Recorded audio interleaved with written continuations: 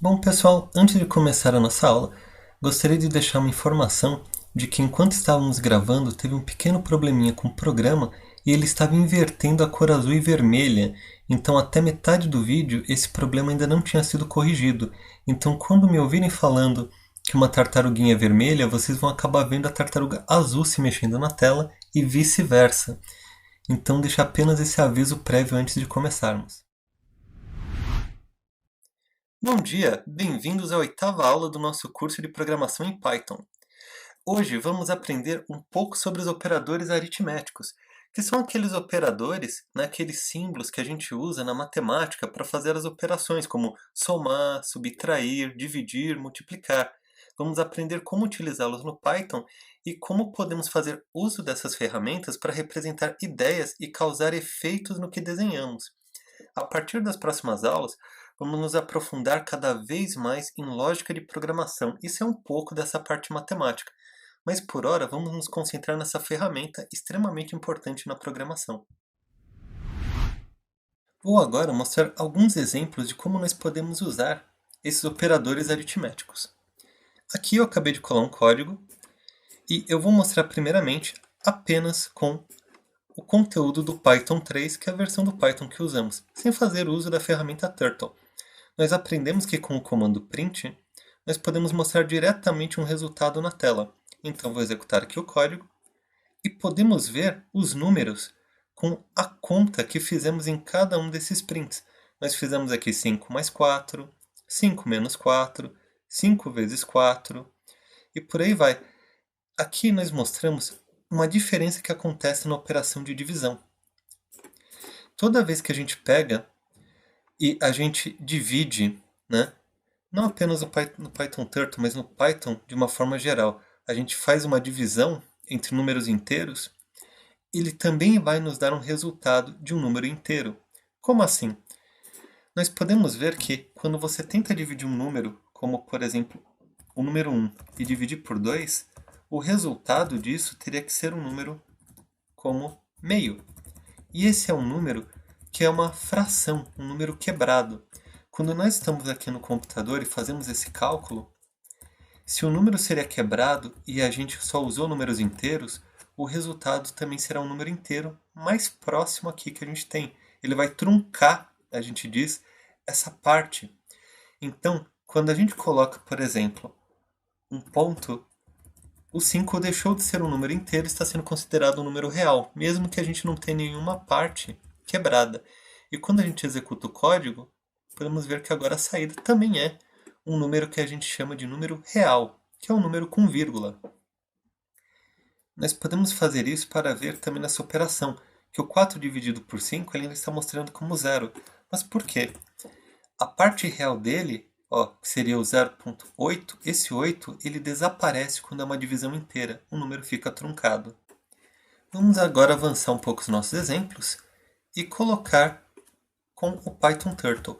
Vou vir aqui, vou colocar um exemplo com o Python Turtle e vou explicar um pouco do que está acontecendo. Importamos a biblioteca Turtle, importamos a biblioteca Random e aqui a gente cria uma primeira tartaruguinha T1. Colocamos o formato de tartaruga e depois a gente usa a opção clone, para a gente criar as outras tartaruguinhas, porque assim não temos que repetir o procedimento aqui de cima quando criamos. Basta dizer que T2 é uma cópia de T1. T3 também vai ser uma cópia e nós mudamos as cores para diferenciá-las. Vou abaixar um pouco agora a parte preta aqui, onde a gente estava mostrando os valores.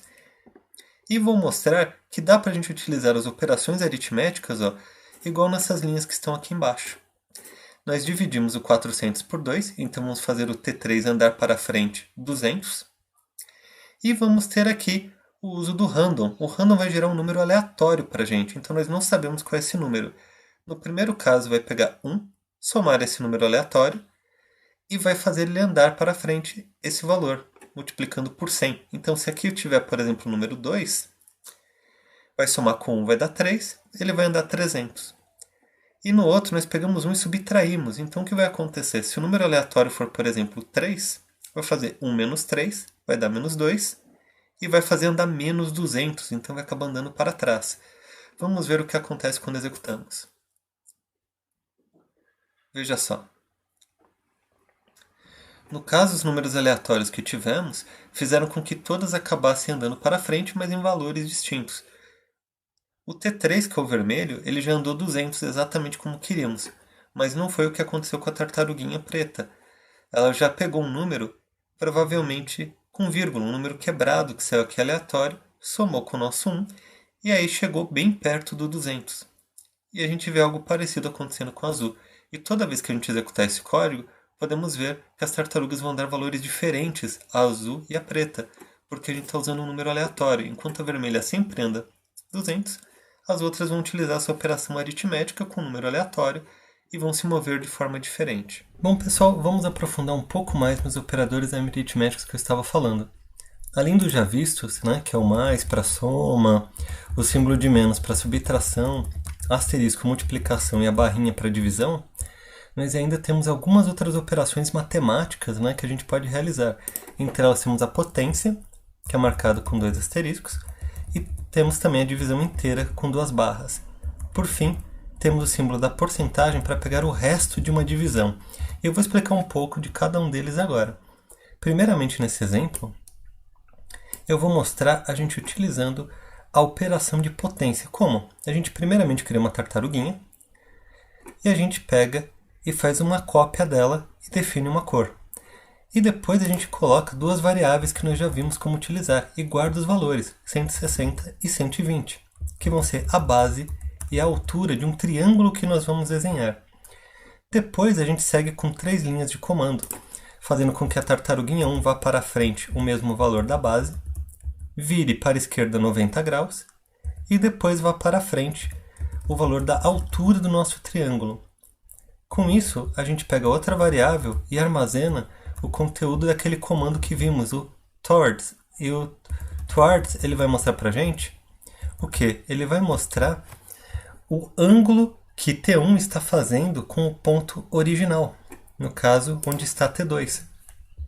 Com isso, podemos pedir para T2 virar o ângulo e ele andar a distância.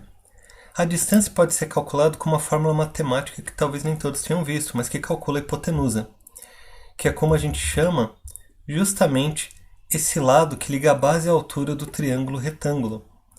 E quando a gente pega, então, a base e eleva ao quadrado, né, eleva a 2, e soma com a altura ao quadrado, nós depois fazemos uma outra potência por um número com vírgula.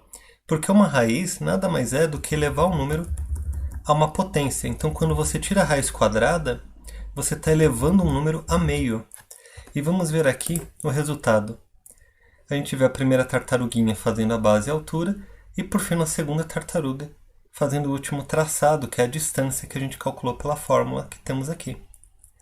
Então vocês podem ver que a potência já nos permite utilizar alguns cálculos matemáticos. Para quem não sabe, a potência diz quantas vezes o número ele está se multiplicando. Então, quando você eleva ao quadrado, né, que é elevar a 2, você está dizendo que você está multiplicando a base por si mesma 2 vezes. Vamos executar o programa fazendo base vezes base. Olha só, nós vamos obter o mesmo resultado. Então, se você colocasse que está elevado a 3, seria base vezes base vezes base, 3 vezes. E essa potência é útil porque quando a gente utiliza alguma potência muito grande, nós não temos que escrever várias e várias vezes o número que está se multiplicando. Esse novo exemplo, mostrando aqui a utilidade dos operadores matemáticos, vocês vão notar que tem uma parte diferente aqui embaixo. A gente não vai entrar muito nela agora, porque ela envolve o que a gente chama de repetição. A gente vai ver numa aula mais para frente, daqui 2 aulas, como é que usa essas repetições.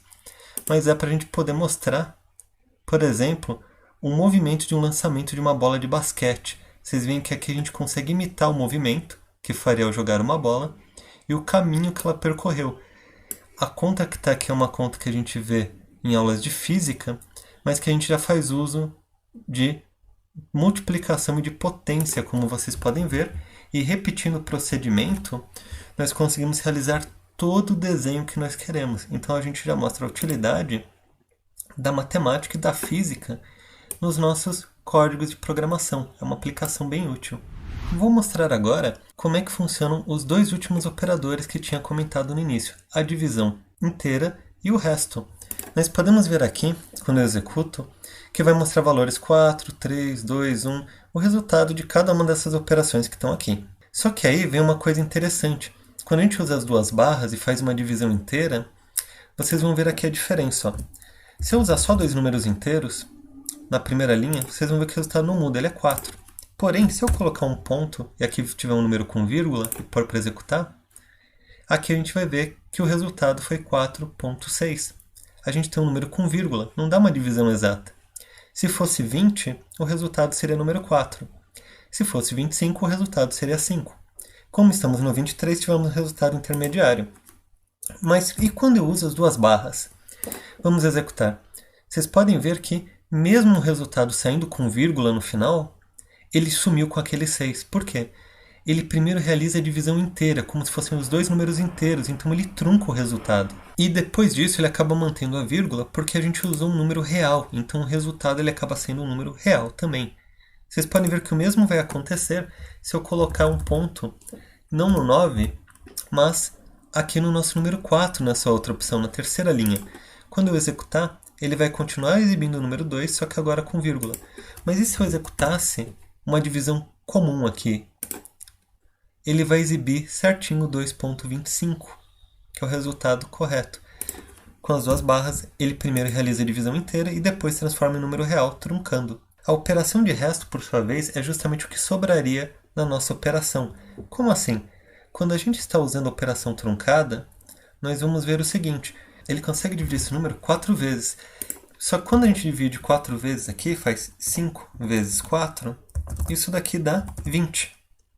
E quanto que fica sobrando? Fica sobrando 3. E isso é a nossa operação de resto. Lembrando que eu estou apenas colocando isso daqui como uma anotação para a gente ler. Eu vou deixar comentado essas linhas porque elas não fazem parte do código. Vocês vão ver então que esse é o resto que ele está nos mostrando aqui, é esse 3. O 4 da operação truncada e o 3 que está aqui. E nós podemos observar a mesma coisa acontecendo na outra divisão. Quando a gente faz essa primeira divisão aqui, ele está nos dando o número 2. Ora, 2 vezes 4 é igual a 8. Quanto ainda está sobrando para dar 9? Está sobrando 1, que é o nosso resto. Então o resto ele vai ser sempre a sobra da divisão inteira que nós temos aqui. Nós não precisamos da divisão inteira para mostrar o resto. Nós podemos fazer isso comentando a linha de cima. Vamos comentá-la. E vamos executar. Nós vamos ver que a nossa terceira linha tem que exibir esse resto. E exibiu, mostrou 1. Isso é uma forma da gente até descobrir se o número é divisível por outro, porque quando o resto é 0, quer dizer que ele conseguiu dividir perfeitamente, como foi o caso da última linha. 9 é divisível por 3. E o resultado é o que está aqui em cima. Antes de irmos para o desafio, gostaria de mostrar um último exemplo mostrando a importância do operador resto. Nós vimos que na outra aula nós tínhamos um desenho onde a nossa tartaruguinha poderia acabar indo para fora da tela. Mas agora a gente pode ver o seguinte. Quando a gente trabalha com o tamanho padrão da nossa tela, nós podemos definir o limite horizontal e o limite vertical, dando aqui os tamanhos. E a gente usa o resto para evitar que a tartaruga ela escape. Né? Se eu vier colocar aqui um número maior, vamos supor que eu coloque um número bem próximo dos nossos limites. Vamos colocar 280 no x, 130 no y. Podemos ver a tartaruga indo quase até o limite da tela. Mas vamos supor agora que eu tente fazer, vamos andar um pouco menos no x, vamos por 100. E vamos supor que eu queira ir muito além do meu limite vertical, que eu tente, por exemplo, colocar 250.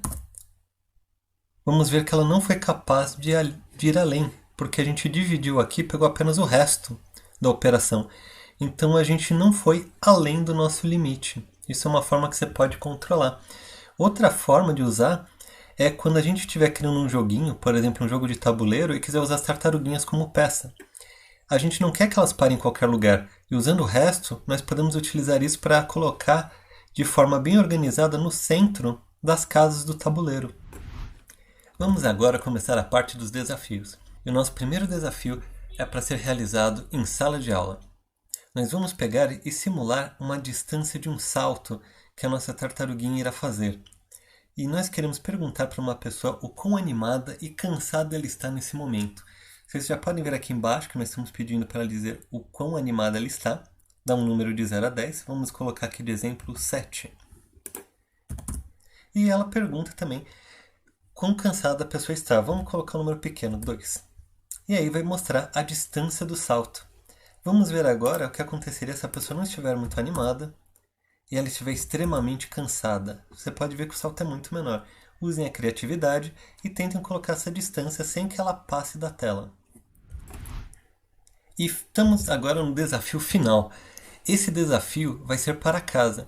E a ideia é que vocês façam um programinha que vai realizar um desenho e depois vai pedir um número para o usuário e vai fazer esse desenho numa proporção maior de acordo com o número que foi dado. Vamos colocar aqui um exemplo para acontecer. No nosso exemplo, vamos desenhar uma pequena carta. E agora vamos vir aqui e vamos colocar o quão maior nós queremos. Vamos pôr o número 6. Vocês podem ver que vamos refazer o desenho dessa carta, porém numa proporção muito maior. Vocês são livres para fazer o desenho que quiserem. Podem seguir o exemplo da carta, podem fazer um outro desenho como com um círculo, pode ser o que for da criatividade de vocês, contanto que siga essa mesma ideia, repetir o mesmo desenho com uma proporção maior.